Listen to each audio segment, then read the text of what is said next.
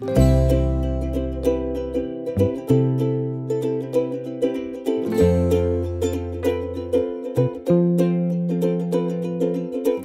San Jose Tarlac ay tanyag sa mga taglay nitong natural na mga tourist destinations tulad ng Sitio Baag, Monasterio de Tarlac, Lubigan River o Saipan Beach ng Tarlac, Sitio Tala at marami pang iba.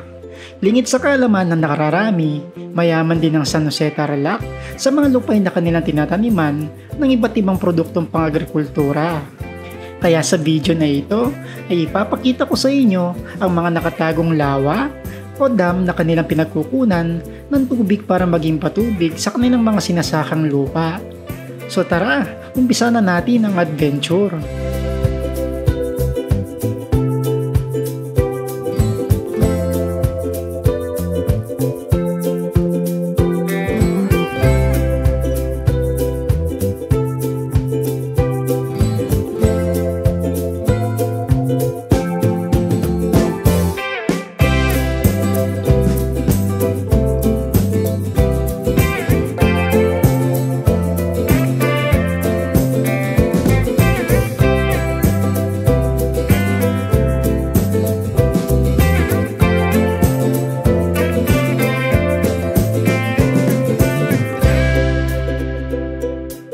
Ayun, so good morning ulit sa inyo mga kabalen at welcome ulit sa panibagong solo travel adventure. Okay, so dito natin sisimulan ang ating adventure dito sa may arko ng San Jose Tarlac.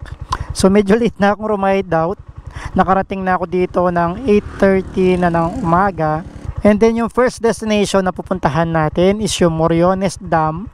And meron lang siyang 7.8 kilometers mula dito sa ating kinaroroonan dito sa may arko ng San Jose Tarlac.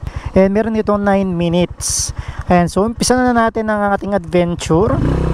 And bibisitahin natin ang mga tagong lake na matatagpuan dito sa may bayan ng San Jose Tarlac. So magkakalapit lang itong mga lake na pupuntahan natin. And medyo looban sila kaya hindi sila kita sa mga dayuhan na pumapasyal dito. So ang gagawin natin is ipapakita ko sa inyo yung mga pasukan, yung mga lake na pwedeng makita pag pumasyal kayo dito sa may San Jose Tarlac. And syempre wala nang iba ang bubungad sa atin pag tayo bumiyahe dito sa may San Jose Tarlac, ang mga napakagandang tanawin na ating madadaanan.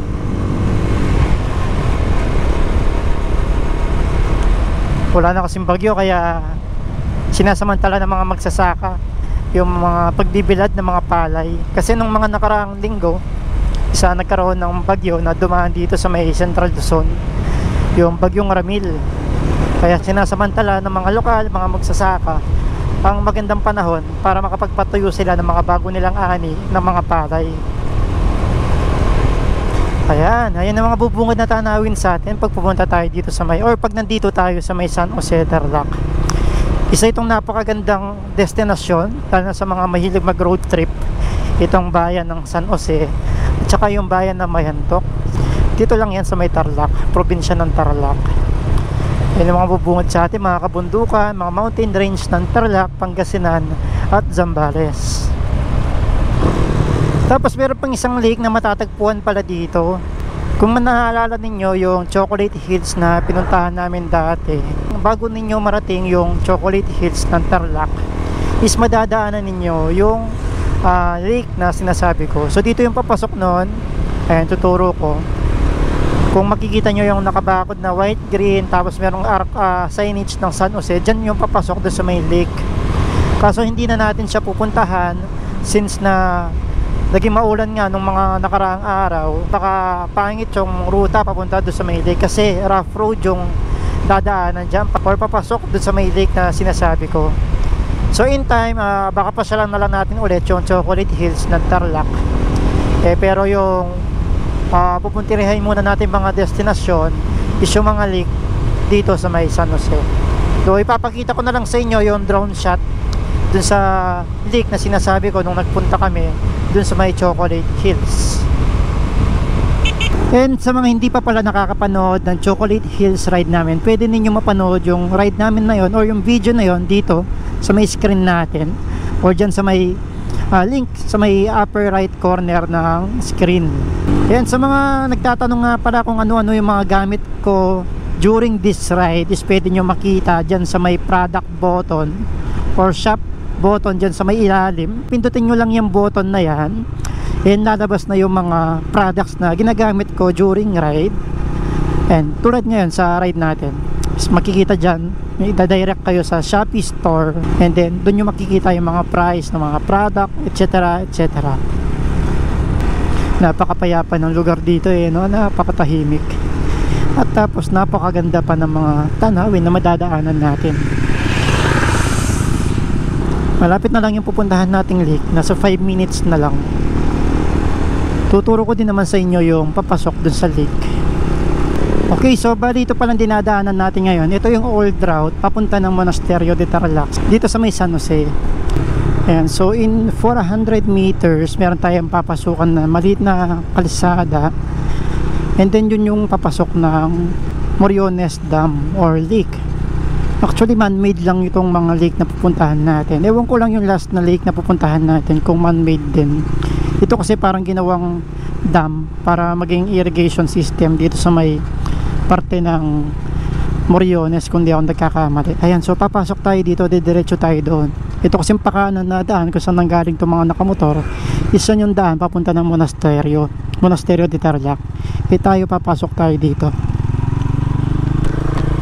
Napuntahan na din naman namin ito dati nung pumunta kami sa may Chocolate Hills ng Tarlac.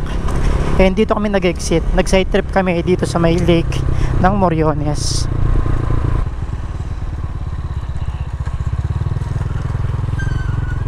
Ganda oh. Wow, napakasarap talaga ng mga ganitong klaseng destinasyon no? Napakaliwalas, tapos puro berde itong mga nakikita natin. Sana maayos yung paakyat na sa may lake. Medyo paahon kasi yung ruta dun sa may papunta dun sa may lake na Moriones. Ayan, sundan lang natin tong truck.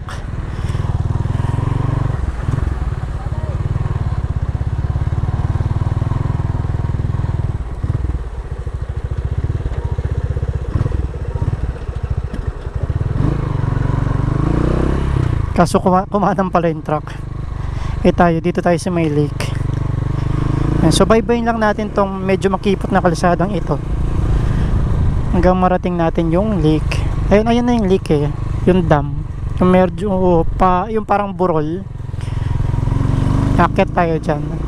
Green siya ngayon. Nagpunta kami puro brown yun walang damo.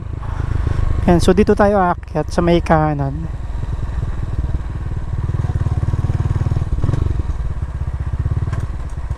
Tay, pasya lang ako sa dam. Hindi maputik sa taas. Pero dito na ako dadaan? Diyan karamihan dumadaan yan. Ito, diretso?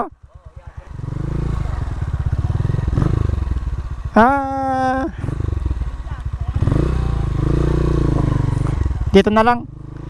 Medyo nalunak na yung daan dito no? Ay, dito naman tayo dadaan.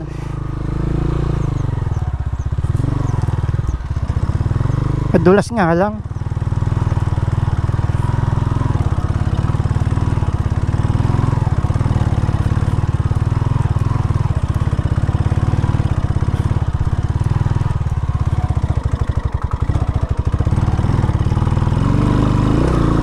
Ayan.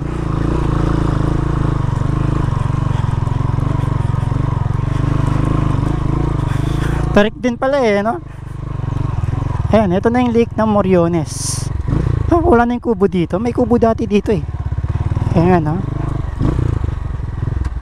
Tsaka marami siyang tubig ngayon. Dati medyo mababaw lang yung tubig. Diretso pa tayo doon.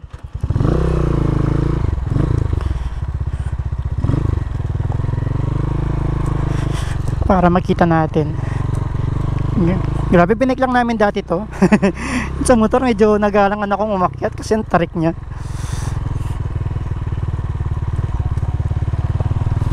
Buti na nga lang medyo tuyo yung paakyat, pero madulas-dulas din kahit papaano Tsaka matarik.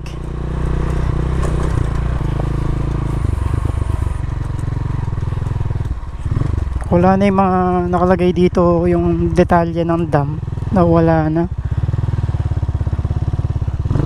Yan siya, oh. Tingnan natin kung merong umaagos na tubig dito. Ayun, meron. Dati wala. Ayun, oh.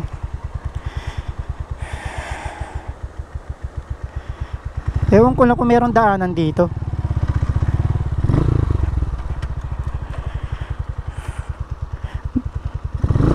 Pag summer kasi alam ko pwedeng bumaba dyan eh. Kasi medyo mababa yung tubig. Then merong parang flat na surface dyan. Dito umaagos yung tubig. Dito kayo may daan. Merong pathway dito. Hindi ko na pinasok si Osang. Wala. Kala ko merong daanan. Silipin lang natin. Parang sarap mag-camping dito.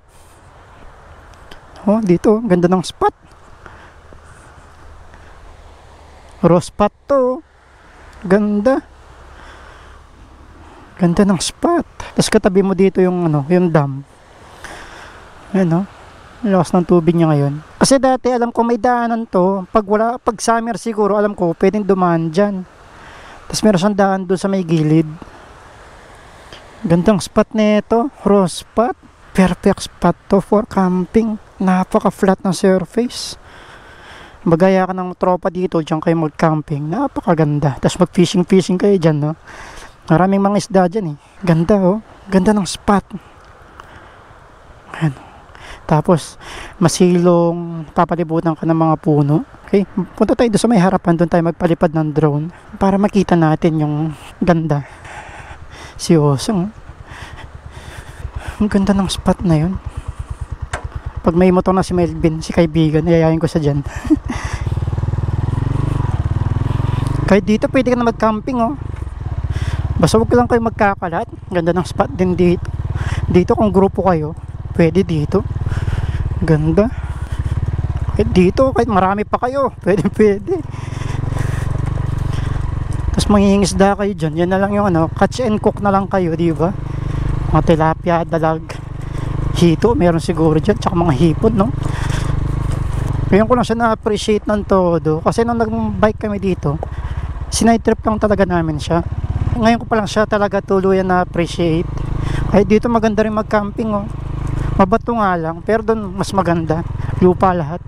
Kaya dito damo, oh. Ganda. Parang rancho. Mukhang may nag-camping din dito, oh. Ayun, oh. May mga nag-bonfire. Basta importante dito, huwag kang mag-iiwan ng mga basura. Pati para natin ng drone para ma-appreciate natin yung ganda ng lugar.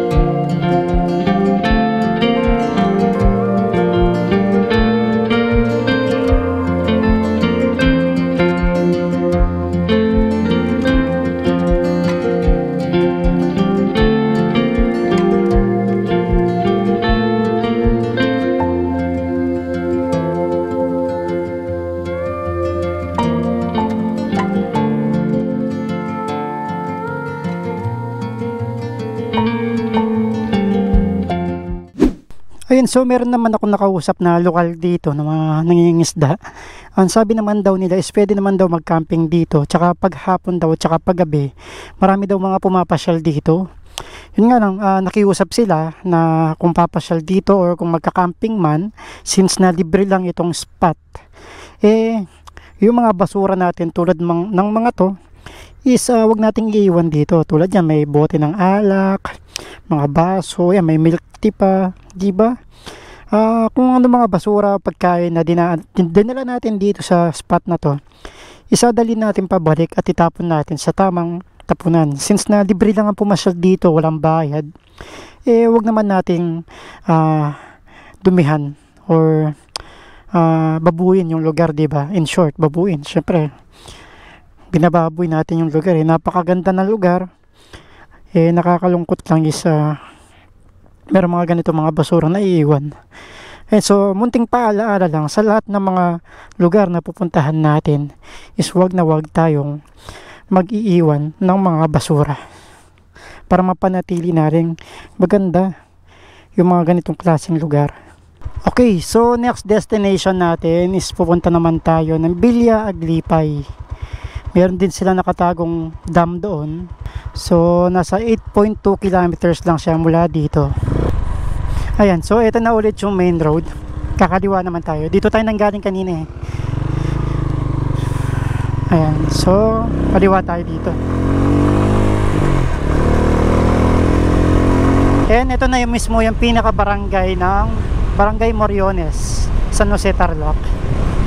Ayan, we love Moriones.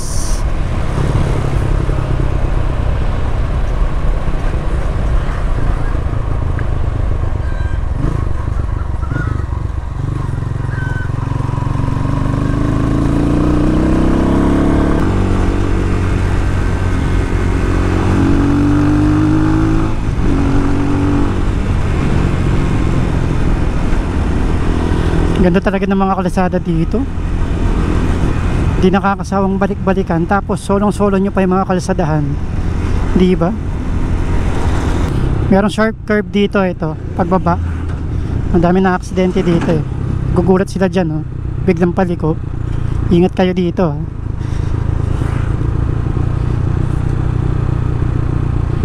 Ito na yung Pamonasterio de Tarlac. Ayan. Yung last destination natin is dyan din yung ruta mamaya. Akyat tayo dyan. Yung last lake na pupuntahan natin. Pero dito muna tayo sa may lowland bago tayo umakyat sa bundok. Punta muna tayo ng Lubigan, then diretso tayo ng Villa Aglipay.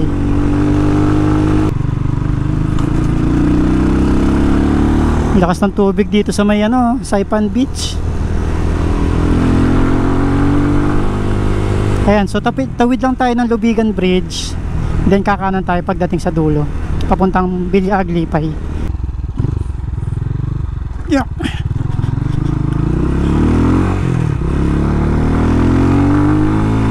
Ito na yung dulong kalsada, kakaliwa tayo dito. Kasi itong pakanan, ito yung papunta ng Barangay Pau. Yung pinuntahan natin last time, yung merong ginagawang bypass road mula sa may Barangay Tibagan, Tarlac City at tatagos dyan sa may San Jose, Tarlac, dyan sa may Barangay Pau. Ayan, malapit na tayo sa dam. Kakanan tayo dito, doon sa tapat kung saan kumaliwa yung sasakyan kanina. Tayo naman kakanan. Diretso muna pala tapos kakanan. Sa mapa kita na natin yung malaking dam mo.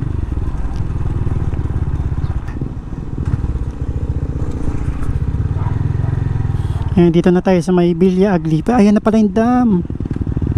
Yun lake pala, lake. Do parang hindi siya pwedeng pagkampingan kasi siya residential. Malawak din pala ng dam na to. Doon siguro maganda mag-spot camping sa may likuran. May bridge pala dito. Dumadaloy kaya yung tubig. Ay oo, ayun umaagos.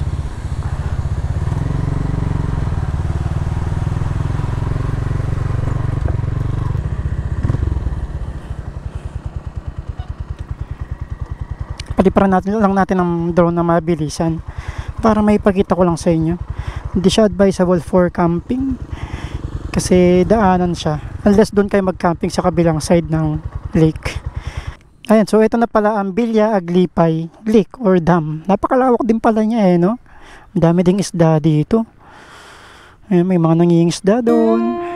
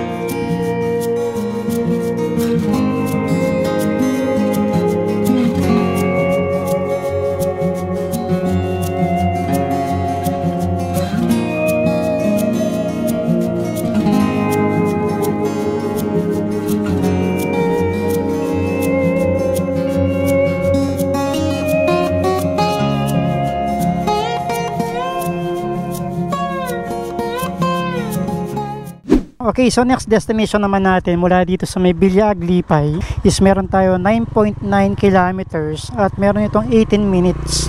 Pupunta tayo sa may Barangay San Pedro, San Jose, Tarlac. So liblib na barangay ito. Actually, laging nadadaanan itong entrada na to, entrada nitong barangay na to pag umakyat kayo ng Monasterio de Tarlac. So merong itong nakatagong dam. Ito naman yung huling destinasyon na pupuntahan natin, yung San Pedro Lake or Dam. Dito din yun sa may San Jose. Tsaka umiinit na, 9:46, ang hapdi ng init. Meron pang isang dam dito na pinuntahan ko na dati. Ito yung parang bamboo or Yap Water Reservoir. Ipapakita ko na lang sa inyo yung drone shot nung nagpunta ako doon sa may dam. At kung interested kayo mapanood itong video na to, nung nag-ikot-ikot din ako dito sa may San Jose, Tarlac, at pinuntahan ko yung mga tanyag na tourist spot, kabilang na rin itong sinasabi kong dam ngayon dun sa mga destinasyon na pinuntahan ko. So makikita nyo lang dyan sa screen natin, dyan sa taas at sa gitna, ayan, ito yung thumbnail ng ating video, or click nyo na lang yung link dyan sa upper right corner natin. So ang mangyayari is babalikan lang natin yung ruta papasok ng Monasterio de Tarlac. Yung tinuro ko kanina, yung parang bypass road, bagong gawang daan. Papasok tayo doon, paakyat ng monasteryo. Pero di na tayo dediretso ng Monasterio de Tarlac para mapuntahan natin yung sinasabi kong lake doon sa may barangay San Pedro. Ayun, so kakaliwa lang tayo ulit dito, doon sa may Lubigan Bridge, dadaanan natin ulit.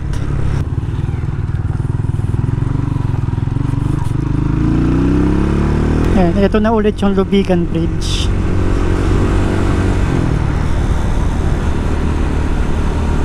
Lakas ng tubig oh.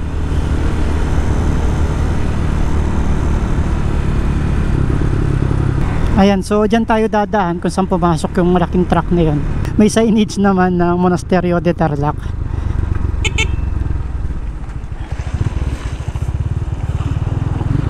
Daming palay oh. Tapos itong bundok na nasa harapan natin, yan yung bundok ng, or yung Mount Ngile. Ayan, Mount Ngile. Hirap bigkasin. Mount Ngile, yan yung pinuntahan din natin na original na Saipan Beach, o yung Mount Ngile River Park. Nung ikot-ikot din tayo dito sa may San Jose, Tarlac. Grabe, puro green yung mga nadaanan natin ngayong araw. Napakasarap sa mata. Preskong tingnan. Ayan, tapos mula dito, uy, parang may resort dito, private resort. Bago to ah. Ayan, so mula dito, ito na yung paakyat ng Monasterio de Tarlac. Akyatin lang natin itong rutang ito.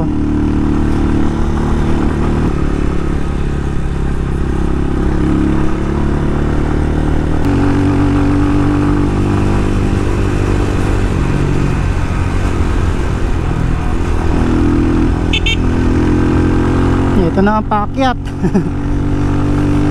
Ahon sa monasteryo.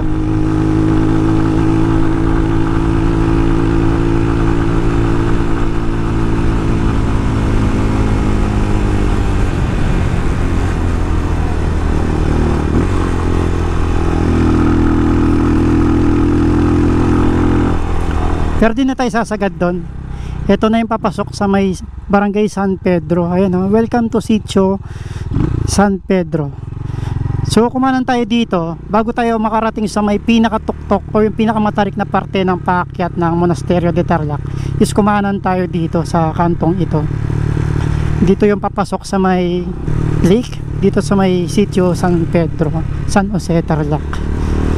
Ganda rin dito oh. Sa natin ang visor para malanghap natin yung sariwang simoy ng hangin. Wow, lalim dun no. May ahon pa dun no, sa gilid ng bundok. Pababa tayo ng pababa. Ayan, kita ko na sa mapa yung ano, yung lake. Baba tayo dito.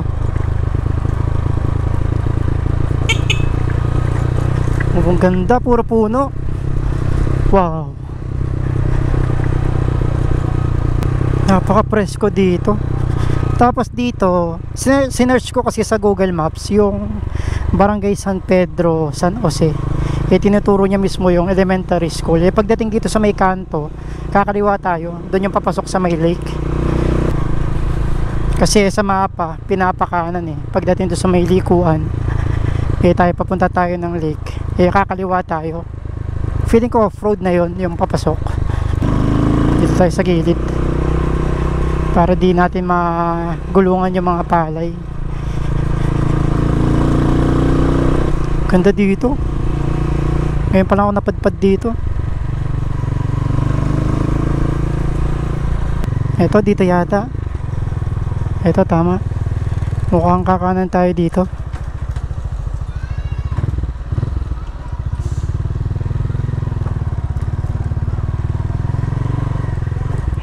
Ba't may mga sundalo dito?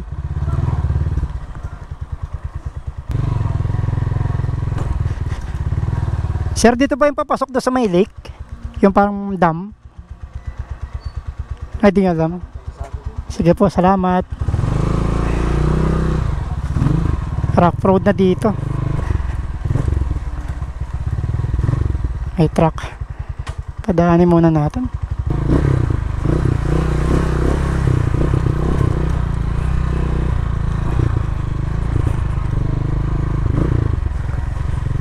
Sir, dito pa yung daan papunta doon sa may lawa? Sa may dam? Yung dam? Ah, dito? Sige, hindi maputik. Kaya naman. Sige po, salamat.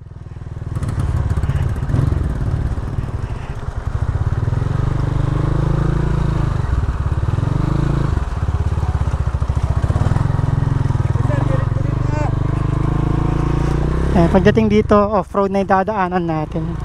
Ito, ano din to, secret lake din ng San Jose, Tarlac. Ayan.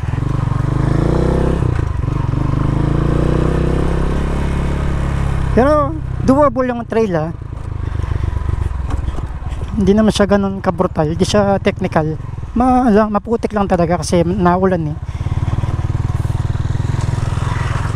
Ito, maputik din dito. Sabi niya kuya, baybayin lang daw natin tong kalsada, ay itong dirt road.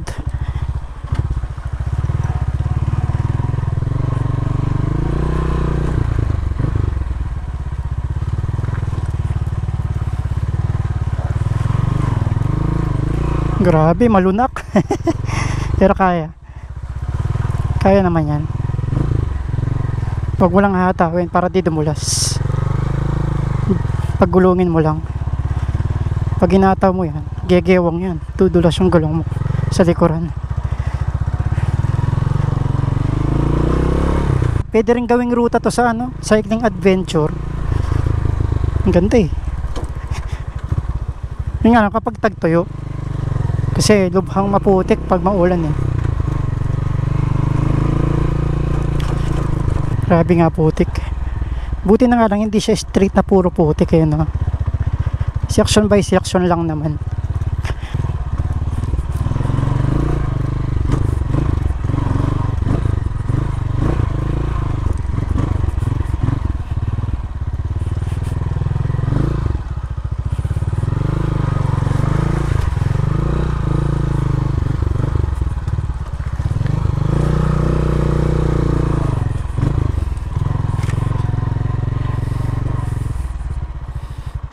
Magkikidaan. Huwag ka manunuwag. Akala ko manunuwag eh. Bumibuelo eh. Buti na nga lang, hindi na ganun kaputik dito, no? Kuya, malayo pa yung dam? Malapit na? Thank you.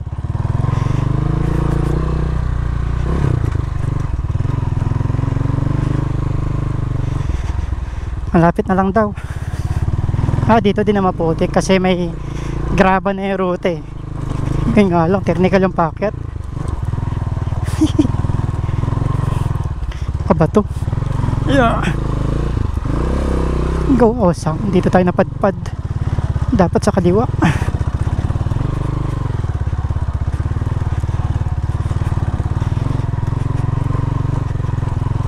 Wait, saan ba? Kaliwa o kanan?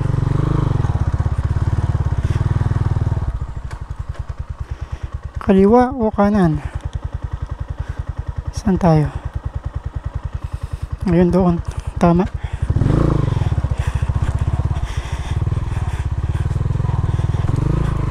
Dito.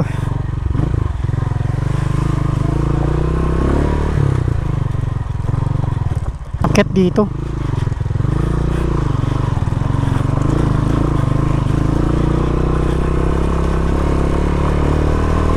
Matarik kasi ito eh.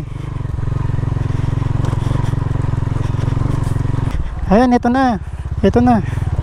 Narating na natin yung dam. Ayan. Ayan, so nandito na tayo sa may Sitio San Pedro, San Jose Tarlac, lake or dam. So kung mapapansin nyo, nasa taas kayo ng Sitio Bag sa may San Jose din, pag nagpapalipad kayo ng drone, is nakikita nyo itong dam na ito. Pag nandun kayo sa may view deck, ito yung nakikita nyong tubig or lake pag nandun kayo sa may itaas ng view deck. Alam ko meron din mga nagka-camping dito, pero hindi siya advisable ngayon kasi malaki yung tubig. Sabi nila dati pwede mag-camping dyan sa ibaba. Siguro pag panahon ng medyo tagtuyo, doon ka pwede mag-camping dito para makababa ka dito. Ayan, may daanan, tapos pwede ka mag-camping sa tabi ng tubig mismo.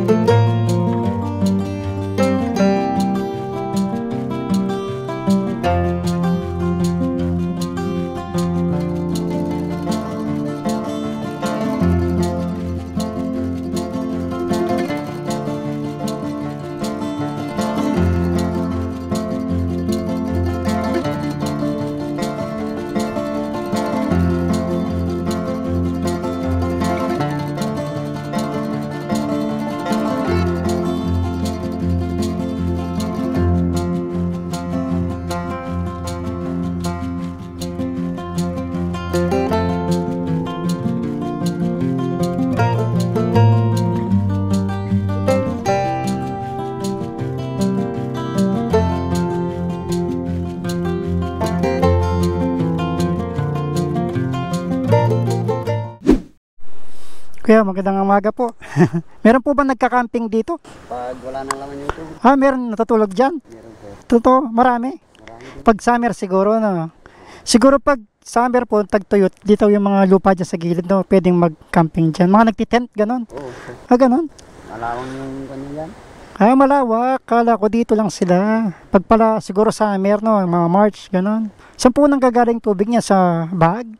Yung sa Manibokyot? Dito lang sa pangasahan, sir. May nakita po akong falls dito. Ayun, may falls dito eh. Maliit lang yun. Maliit lang.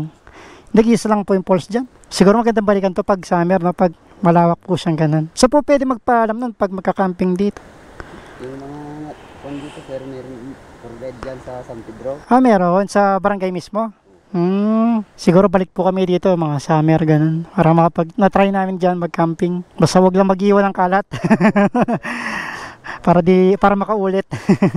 Yung iba po kasi nag-iwan ng basura eh, mga nagka-camping. Parang dun sa may Moriones, kadaming basura.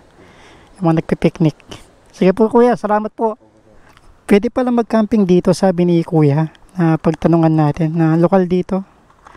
Sabi daw, punta lang daw doon sa may barangay hall. Tapos bibigyan kayo ng tour guide. Tayo naman alam naman natin yung ruta papunta dito. Ayun, so tapos na ang ating adventure dito sa bayan ng San Jose, Tarlac. Kung saan in-explore natin ang mga nakatagong lake o mga dam na pinagkukuhanan ng mga tubig ng mga magsasaka para sa kanilang mga pananim. So dito ko na din tatapusin ang video na to. Sana ay nag-enjoy kayo sa episode natin ngayong araw. At kung nagustuhan ninyo ang video na ito, maaari ba akong humingi ng like, comment at subscribe para tuloy-tuloy ang pag-grow ng ating YouTube channel at para marami pa tayong mapuntahan na mga magagandang lugar dito sa ating bansa. So ako nga pala si Jeno Cuenco, ang inyong kabalen. Kita-kits tayo sa susunod na episode. Ride safe mga kabalen!